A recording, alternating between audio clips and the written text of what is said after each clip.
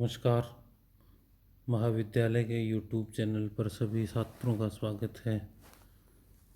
आज के इस ई व्याख्यान में हम स्नातक तृतीय वर्ष में चलने वाले भगवत गीता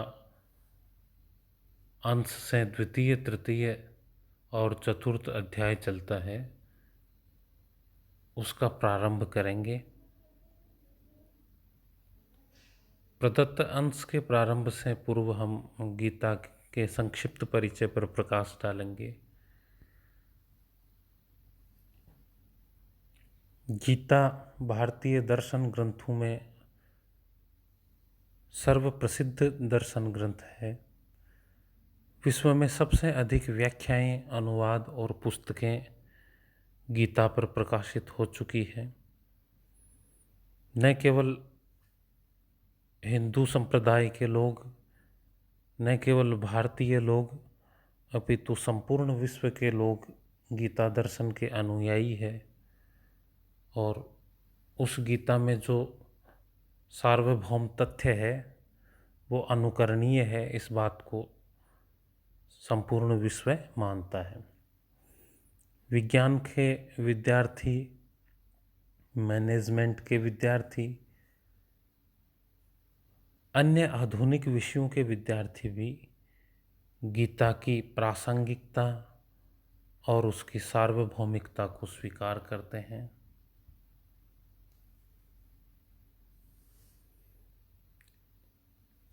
श्रीमद्भगवत गीता वस्तुतः महाभारत महाकाव्य का एक अंश है। महाभारत महाकाव्य महाकवि वेदव्यास द्वारा विरचित है, जिसके अध्यायों को पर्व कहा जाता है। और महाभारत में उन पर्वों की संख्या 18 है। अर्थात महाभारत का जो कथानक है वो 18 पर्वों में विभाजित है। उन 18 पर्वों में जो षष्ठ पर्व है वह भीष्म पर्व है।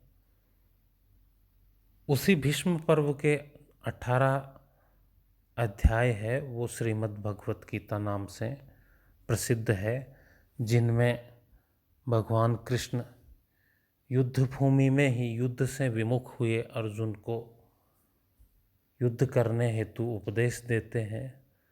वही उपदेश का भाग संस्कृत साहित्य में श्रीमद् भगवत गीता नाम से प्रचलित है। और आने वाले दर्शनों में, आने वाली ज्ञान परंपरा में उसने अपना शीर्ष स्थान प्राप्त किया। गीता के द्वितीय, तृतीय और चतुर्थ अध्याय में श्री कृष्ण ने किंकर्तव्य विमूढ़ अर्जुन, जो कि युद्ध से विमुख है, युद्ध में वो अपने ही परिवारजनों को सम्मुख देखकर युद्ध करने से इनकार कर देता है। ऐसी स्थिति में वो गूढ़ आध्यात्मिक ज्ञान अर्जुन को प्रदान करते हैं, जिससे अर्जुन पर जो सांसारिक मोह माया अज्ञान का आवरण है वो हट जाता है और वो वास्तविक स्थिति को, मानव धर्म को, धर्म मार्ग को देख पाता है और अपने क्षत्रियोचित कर्तव्य युद्ध के लिए आगे बढ़ता है। अब हम द्वितीय अध्याय का प्रारंभ करते हैं। प्रथम जो श्लोक है वह है कुतस्त्वां कश्मलम् इदं विषमे समुपस्थितम् अनार्यजुष्टम् ऐश्वर्यम् अकीर्तिकरम् अर्जुन। श्री कृष्ण कहते हैं कुतः त्वाम कश्मलम् इदं विषमे सम उपस्थितम्। हे अर्जुन, कुतः त्वाम, तुम में कहाँ से, विषमे, ऐसी विषम परिस्थिति में। विषम परिस्थिति क्या है? जब युद्ध हो रहा है, धर्म और अधर्म के बीच युद्ध है, ऐसे युद्ध संग्राम में, ऐसी विषम परिस्थिति में इदम कश्मलम कुतः समुपस्थितम, ऐसे विषम परिस्थिति में हे अर्जुन, तुम्हारे मन में यह अज्ञान, यह कायरता कैसे उत्पन्न हुई। अर्थात ऐसे युद्ध संग्राम के समय तुमने युद्ध से जो मना किया है, वह इस समय, इस विपरीत समय में तुम्हारे मन में ये भाव कहाँ से उत्पन्न हुए। अनार्य दुष्टम, आप जिस मार्ग पर चल रहे हो, युद्ध न करने का, युद्ध विमुख होने का जो मार्ग है, वो कैसा है? अनार्य दुष्टम, न आर्य दुष्टम, श्रेष्ठ लोगों के द्वारा अनुकरण योग्य नहीं है, अनार्य लोगों के द्वारा अनुकरण योग्य है। ऐश्वर्यम, और वह कैसा है? ऐश्वर्यम, स्वर्ग को दिलाने वाला भी नहीं है। अकीर्तिकरम, और वह कीर्ति अथवा यश को प्रदान करने वाला भी नहीं है। तो हे अर्जुन, ऐसे युद्ध के विषम समय में तुम्हारे मन में यह कायरता, युद्ध न करने का जो अज्ञान है, वो कैसे उत्पन्न हुआ है? यह अज्ञान अनार्य दुष्टम, अर्थात आर्यों के द्वारा अनुकरण योग्य नहीं है। ऐश्वर्यम, स्वर्ग को प्रदान नहीं कराने वाला है। अकीर्तिकरम, और कीर्ति और यश को भी प्रदान नहीं कराने वाला है। इसलिए हे अर्जुन, तुम इस जो दुर्भाव को प्राप्त हुए हो, उस विषय में जानो। श्लोक में अनुष्टुप छंद है, जिसमें संपूर्ण छंद में 32 वर्ण होते हैं, एक चरण में 8 वर्ण होते हैं।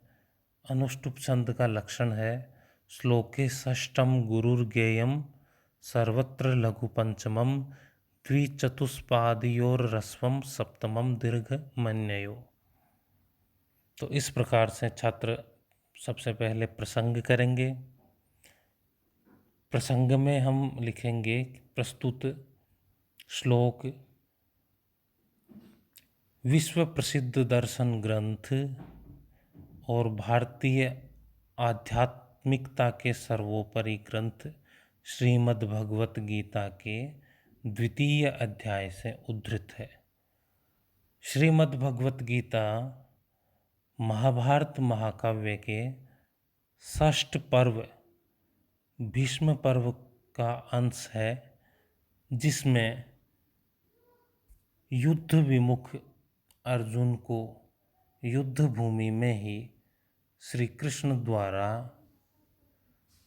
कर्म का, ज्ञान का और भक्ति का उपदेश दिया जाता है। प्रस्तुत अंश में युद्ध विमुख अर्जुन के मनोभावों को प्रतिपादित करते हुए श्री कृष्ण इस प्रकार कहते हैं। उसके बाद हम व्याख्या करेंगे, उसके बाद हम विशेष करेंगे, जिसमें छंद इत्यादि और व्याकरणात्मक जो टिप्पणियां हैं उनको इंगित करेंगे। इस प्रकार से हम आदर्श रूप से प्रत्येक श्लोक को व्याख्या के रूप में और प्रश्नों के रूप में तैयार करेंगे। आगे जो हमारा श्लोक है वह है क्लेव्यम माम स्मह गमय पार्थ नेतत्वयि उत्पद्यते क्षुद्रम हृदय दौर्बल्यम त्यक्तोत्तिष्ठ परंतप है। क्लेव्यम, क्लीवश्य भाव यानी नपुंसकता का भाव। क्लेव्यम मास्मय गम है, पार्थ, हे पार्थ, हे अर्जुन, तुम नपुंसकता के भाव को प्राप्त मत हो। यहाँ नपुंसकता का भाव क्या है? एक क्षत्रिय के द्वारा युद्ध भूमि से विमुख हो जाना, अपने कर्तव्य से विमुख हो जाना नपुंसकता का भाव है। तो कृष्ण अर्जुन को कह रहे हैं, हे पार्थ, आप नपुंसकता के भाव को प्राप्त मत हो। न एतत् त्वयि उपपद्यते, क्योंकि यह तुम जैसे श्रेष्ठ क्षत्रिय को शोभा नहीं देता। न त्वयि उपपद्यते, यह तुझ में अच्छा नहीं लगता। क्या अच्छा नहीं लगता? युद्ध विमुख होना, अपने कर्तव्य से विमुख होना। इसलिए परंतप हे अर्जुन, क्षुद्रम हृदय दौर्बल्यम त्यक्त्वा उत्तिष्ठ। क्षुद्रम हृदय दौर्बल्यम, हृदय की क्षुद्रता को, दुर्बलता को त्यक्त्वा, छोड़ करके, उत्तिष्ठ यानी उठो। हे अर्जुन, जो कायरता है, हृदय में निराशा का भाव उत्पन्न हुआ है, दुर्बलता का भाव है, अपने ही लोगों से न लड़ने की जो भीरुता है, धर्म मार्ग पर न बढ़ने का जो असमंजस है, उस भाव को छोड़कर हे अर्जुन, तुम युद्ध के लिए उठो। क्योंकि क्षत्रिय के लिए जो उचित मार्ग है वो धर्म युद्ध करना है, नीति युद्ध करना है, जो कि आज आपके लिए समुपस्थित हुआ है। तो ऐसे समय में जो हृदय की दुर्बलता का परित्याग करके लिए युद्ध के लिए तैयार रहो, और कायरता को प्राप्त मत करो, क्योंकि यह एक श्रेष्ठ क्षत्रिय को शोभा नहीं देता। इस प्रकार हमने इस संक्षिप्त ई व्याख्यान में श्रीमद् भगवत गीता का परिचय प्राप्त किया, उसके प्रसंगों के विषय में जानकारी प्राप्त की, और जो द्वितीय अध्याय का प्रारंभ किया और किस तरह से एक आदर्श व्याख्या को छात्र करेंगे, उस विषय में हमने संक्षिप्त जानकारी ली। आगे के ई व्याख्यान में हम श्लोकों पर क्रमशः बढ़ेंगे।